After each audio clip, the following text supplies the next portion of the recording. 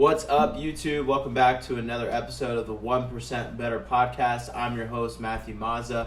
And for those of you that do not know, I come on YouTube every Wednesday and every Sunday to bring you guys some motivation by reading from John Maxwell's The Daily Reader. So what I hope you guys gain from these videos is just getting a little bit more motivated and finding new perspectives to think about when reading these topics or listening to these topics, right? So today's date is June 14th, Add Significance. Moshe Rosen teaches a one-sentence mental exercise that is an effective tool to helping a person identify his dream. He asks a person to fill in the blanks. If I had, I would. The idea is that if you had anything you wanted, unlimited time, unlimited money, unlimited information, unlimited staff, all the resources you could ask for, what would you do? Your answer to that question is your dream. Everyone has heard the story of Isaac Newton's discovery of the law of gravity after observing the fall of an apple.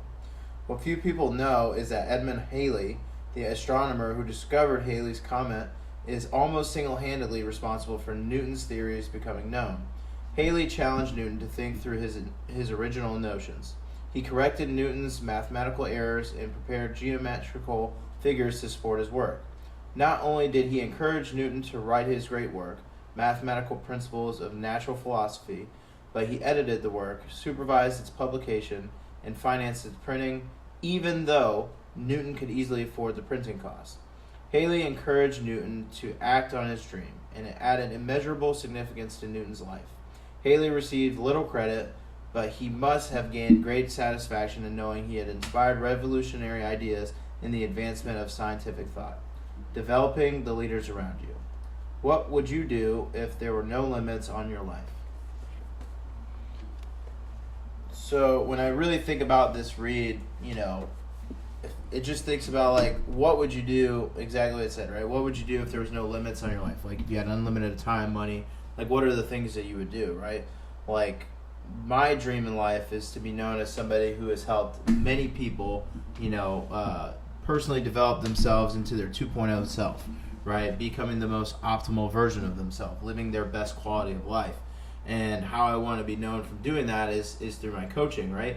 So, like, if I had unlimited time, resources, and, money and staff, I would honestly, myself personally, I would market as much as I could my tools and teachings as a coach to be able to, put my services out to the masses of people in order to gain a wider audience right now. That's the immediate thing I would do, so that way I can help more people, because with an unlimited amount of resources, there's an unlimited amount of people I can help. But even though right now I still think in the way that there's an unlimited amount of people I can help, right? Because I'm always thinking of an abundant way or in a copious environment, so that way I'm never thinking like I'm going to run out of clients or I'm going to run out of time. And thinking in that mindset of just scarcity, right? I never want to be scared of any of the obstacles that may come forward or may come up during my process of becoming successful in whatever I do. I only think about the solutions to those obstacles, so that way I can get around them quickly and always be a great critical thinker and problem solver, so that way I'm not only helping myself, but then I'm also able to help more people who may also be going through something as similar to this, right? So when it talks about how like Halley helped Newton, like he did out of this all in just a generosity mindset. And if you go back a couple videos before, you'll listen to my topic of generosity, right? And thinking, and just listening to that about how when you think in a generosity mindset, your only true goal is to help other people, right? If we're doing something for other people only to benefit ourselves, right, then we shouldn't be doing it at all, right? Because we should never commit any type of act that doesn't positively affect all of who is involved. So when I think about that, like he just did it selflessly, right? And he put his time, his efforts towards Newton's, theories and laws to help them, become what they are known today. And he did this without any intent of gaining anything in return. But he got the satisfaction, excuse me, my camera getting out of focus. He gets the same satisfaction out of like what I get when I help the sales guys at the dealership with similar topics, right? When they're in a step of the process that they necessarily don't know how to get through or advance to the next part of the process because they got hit with an objection. 3 things I'm really good at in my business or my center world is I'm great at rapport building, I'm great at objection handling, and understanding what I'm selling. Like those are the three things that I'm really proficient at.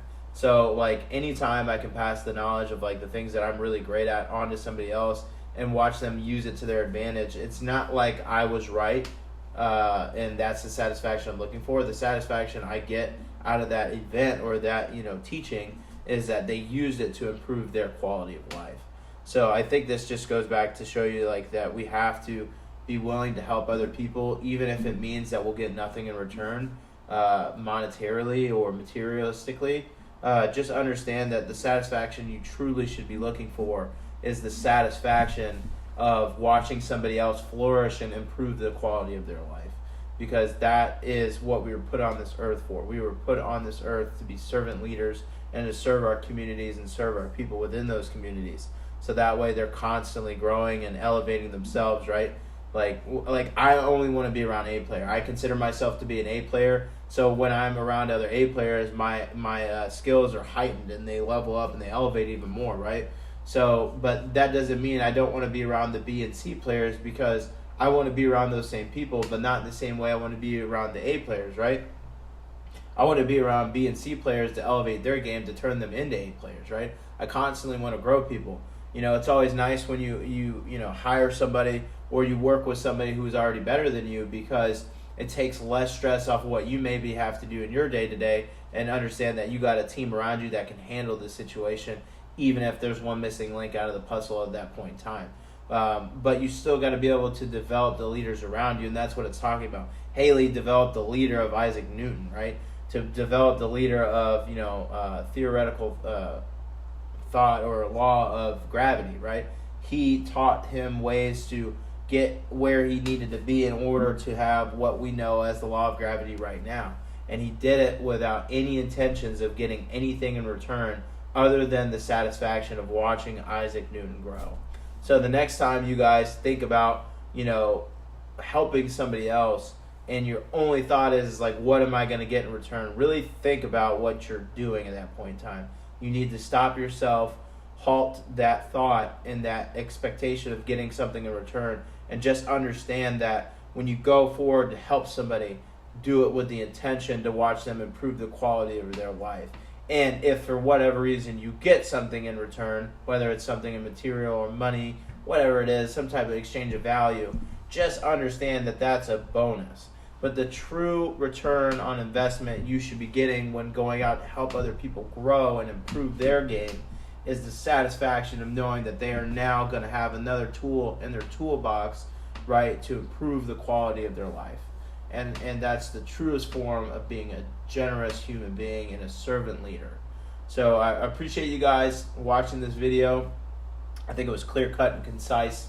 And I will see you guys on Sunday. But help as many people as you can today. Help yourself first. Understand we got to help ourselves before we can help other people. Lead ourselves before we can lead other people. And I promise you, if you guys continuously to listen to these videos, there will be an endless amount of knowledge that you can put forward to other people, right? Because not everybody who watches my videos is, able to get this kind of motivation. But because you're taking the time to watch it, I'm doing this out of no expectation of getting any type of monetary value in return.